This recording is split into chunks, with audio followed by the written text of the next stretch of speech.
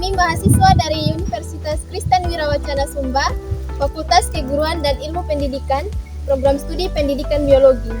Kami dari kelompok 5, saya atas nama Rosalia Rabupindi dengan NIM 3125050. Dan saya Yulian Rabupati dengan NIM 3125032. Saya Setri Pangwi dengan NIM 3125008. Dan saya Suryani dengan NIM 3125003. Dan saya Anggrenda Damberu dengan NIM 3125053.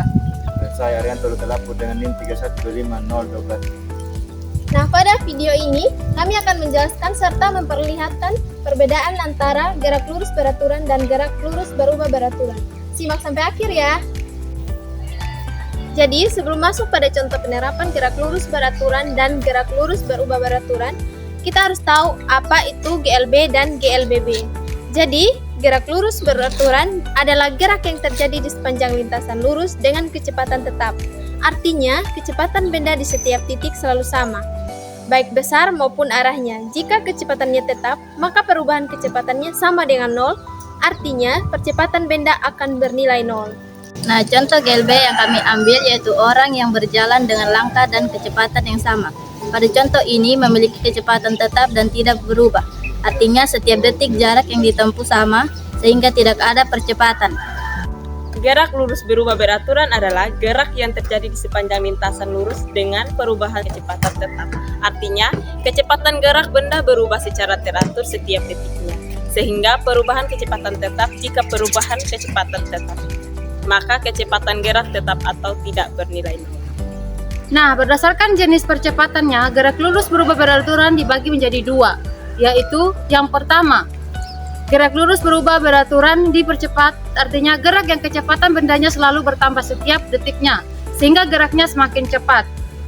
Nah, pada contoh GLBB dipercepat, kami mengambil tentang bola yang jatuh.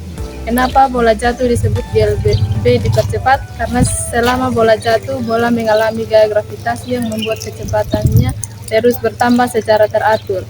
Artinya setiap detik bola bergerak semakin cepat dibandingkan detik sebelumnya. Contoh yang kedua, gerak lurus berubah beraturan diperlambat. Artinya gerak yang kecepatan benda selalu berkurang setiap detiknya hingga benda tersebut berhenti.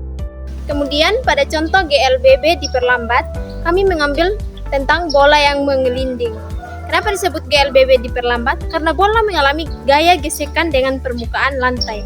Gaya gesekan ini membuat kecepatannya terus berkurang secara teratur hingga akhirnya berhenti. Jadi, kesimpulan yang dapat kami ambil adalah bahwa gerak lurus beraturan dan gerak lurus berubah beraturan sama-sama merupakan gerak pada lintasan lurus. Perbedaannya terletak pada kecepatan, di mana gerak lurus beraturan memiliki kecepatan tetap tanpa kecepatan, sedangkan gerak lurus berubah beraturan memiliki kecepatan yang berubah secara teratur karena adanya percepatan atau perlambat. Jadi, jika dalam GLBB tidak ada perubahan kecepatan, maka gerak tersebut disebut GLB. Demikian penjelasan kami tentang gerak lurus beraturan dan gerak lurus berubah beraturan. Semoga video ini bermanfaat. Terima kasih sudah menonton. Bye.